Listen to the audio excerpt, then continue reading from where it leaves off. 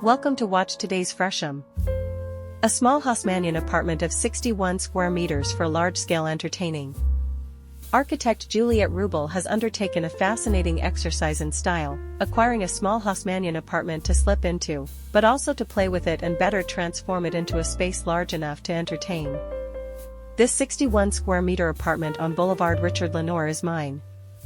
I bought it 2.5 years ago, in a classic Haussmannian building made of cut stone, says architect and interior designer Juliette Rubel. I absolutely wanted to create a stylistic exercise in Haussmannian style.